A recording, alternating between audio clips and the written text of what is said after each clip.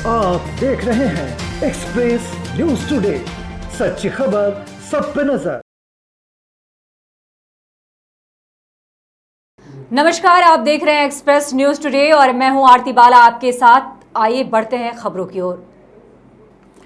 नवगठित भूमिहार ब्राह्मण एकता मंच फाउंडेशन के अध्यक्ष आशुतोष कुमार ने बिहार में किसानों, बेरोजगार युवाओं और उद्योग धंधों के विकास के लिए राजपा के गठन के बाद पहली बार अध्यक्ष आशुतोष कुमार मां जगदंबा की धरती पर पहुंचे, जहां उनका भव्य स्वागत किया गया।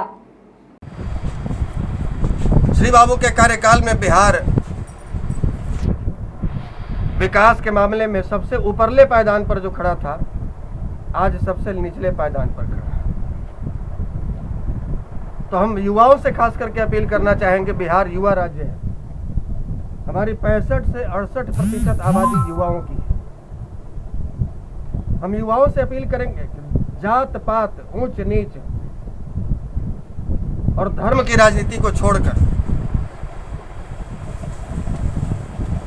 हिंसा की राजनीति को छोड़कर,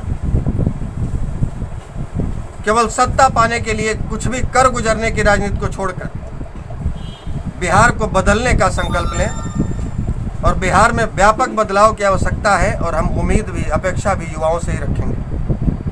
वो युवा जो आज पढ़ लिख कर, अच्छी शिक्षा हासिल कर और अन्य राज्यों में रोजगार की तलाश में भटक रहे हैं। किसी के घर में माँ बीमार है, किसी के घर में जमीन परीत है, किसी की बहन की शादी होनी है, किसी के बच्चे घर में हैं, लेकिन करे क्या, यहाँ रोजगार नहीं, अन्य राज्यों में भटकना होता है। तो बिहार केवल कंजम्पशन मार्केट न बने, बिहार प्रोडक्शन मार्केट भी बने। इस पर भी हम लोग काम करेंगे। और बढ़िया जहाँ भी हम लोग बैठे हैं, यहाँ टाल क्षेत्र को दाल का कटोरा कहा जाता है। कहा जाता है कि पूरे भारत को दाल खिलाने के लिए बढ़िया का टाल सक्षम है। और जब भी टाल की तरफ हम निगाह डालते हैं तो बड़ा अफसोस होता है। उपेक्षित रखी गई है टाल को अब तक सरकारों के द्वारा, जो विगत 15 वर्ष जिनकी सरकार रही, जो वर्तमान में 15 वर्ष से जिनकी सरकार है। हम इस टाल क्षेत्र के लिए भी कुछ करना चाहते हैं।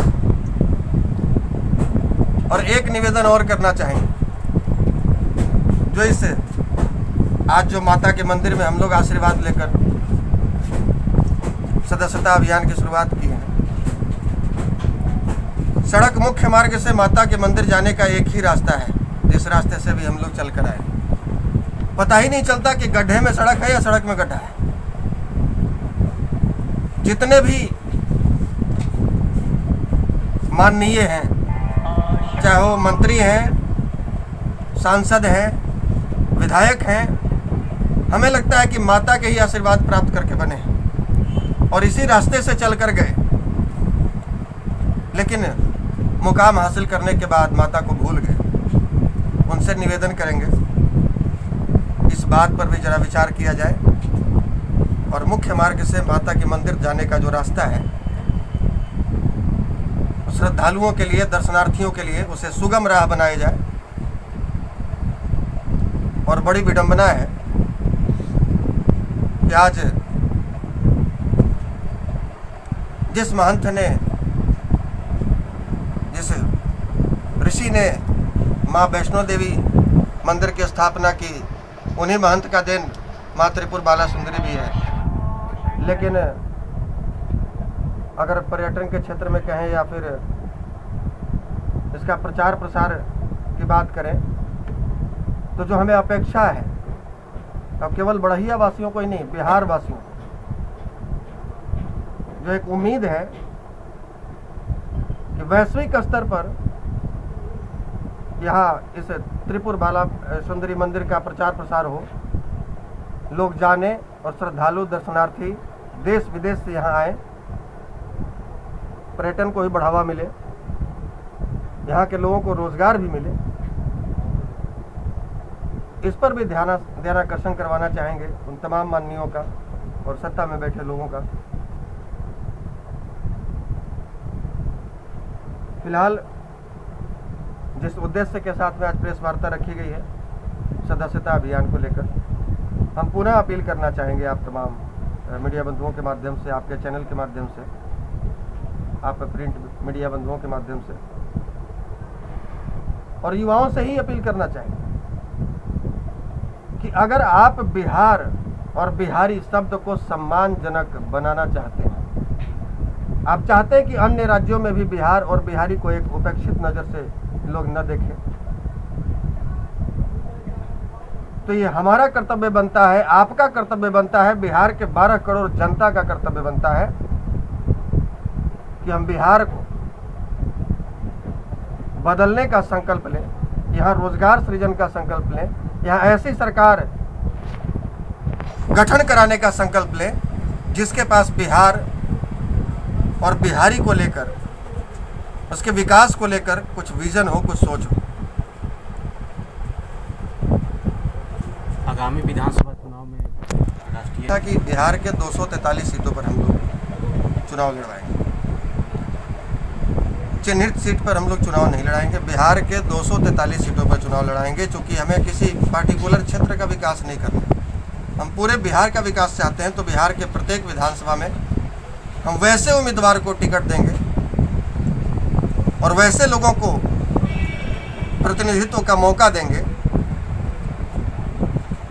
जिनके जहन में, जिनके दिल में कुर्सी से ज़्यादा बिहार प्यारा हो, यहाँ के लोग के लिए जिनके पास कुछ सोच हो, कुछ विजन हो, प्राथमिकता हम उन्हें देंगे और बिहार के 243 सीटों पर चुनाव। आशुतोष जी, एक प्रश्न है मेरा जी, कि आप जो भी पार्टी है, कांग्रेस को हटाने के लिए आया, कोई भी पार्टी आई, जो सत्ता में आया कि ये हम बेरोजगारी करेंगे, किसान करेंगे, जो सत्ता में आया फिर वही रूप में करने लगा, किसान की समस्या भुला गया, जनता की अधिक भुला गया, तो इस पर आपका क्या करना है? देखिए, जो भी पार्टियां बनी सबसे पहले उनके उपज में जाना होगा। जैसे कांग्रेस को हटा के आए लोग कि हम बेरोजगारी मिटा देंगे, किसान की समस्या मिटा देंगे, सत्ता में तो आए, राजद भी आए, जदयू भी आए, एनडीए भी आए। उनके उपज में जाना होगा। अगर शुरुआत से जिस दिन पार्टी की नींव रखे, अगर शुरुआत से ही उनकी मंशा ये थी कि हमें किसी प्रकार से जनता को ठग के या झूठ बोल के केवल सत्ता हासिल करना है, तो उनसे बदलाव की उम्मीद रखना इंद्र से आकाश कुसुम मांगने जैसा है, पारिजात फूल मांगने जैसा है, जो आज दिख रहा है वर्तमान में।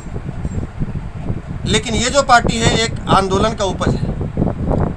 हमने 8 वर्ष बिहार के गली और मोहल्लों में घूम घूम कर, लोगों के बीच में जाकर उनकी आम समस्याओं को समझने का प्रयास किया, अन्य राज्यों में घूमकर बिहारी की स्थितियों को समझने का प्रयास किया, और कहीं न कहीं हमें भीतर से पीड़ा हुई, तकलीफ हुआ, और जब नज़र उठाकर देखा जो बिहार में कौन कौन सी पार्टी है या किसे समर्थन दिया जाए, किसे सपोर्ट किया जाए, जिसके पास एक सोच हो बिहार में बेहतर बदलाव लाने, तो हमें कोई पार्टी नज़र नहीं है।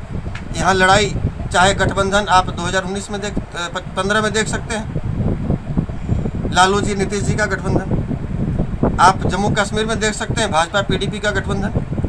यहाँ कोई तालमेल ही नहीं, और बिना विचारधारा की शादी हो जाएगी तो फिर तलाक तो होना ही है।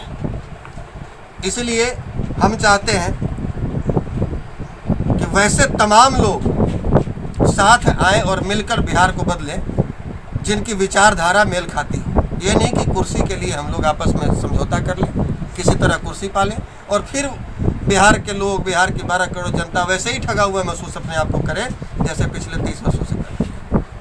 तो आप क्या भविष्य में रखे हैं कि किसके साथ लेकर चलेंगे जो आपकी पार्टी मजबूत हो? सर, हमने कहा कि जो जिसकी विचारधारा समान हो उसके साथ समझौता करने में हमें कोई परहेज नहीं।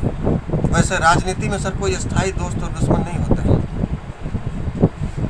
इसलिए जिसकी विचारधारा हमसे मेल खाती है हम उसके साथ मिलकर आगे चलना चाहेंगे और बिहार में बदलाव लाना चाहेंगे। तो ऐसा कोई नजर आता है? अब तो आने वाला समय बताएगा, फिलहाल किसी का जिक्र करना तो ठीक नहीं। ये प्रश्न तो उठता ही है कि आपको ऐसा कोई नजर आ रहा है कि जो भविष्य आपके लेके चल सकता है? सर, जिसकी विचारधारा मेल खाएगी उसके साथ चलने का है। कंडीशनल समर्थन उसको दिया जाए और कंडीशनल उसके साथ चलने का कुछ संकल्प लिया जाए जो लंबी दूरी तय करे। केवल ये नहीं कि कुर्सी पाली और 6 महीने के बाद फिर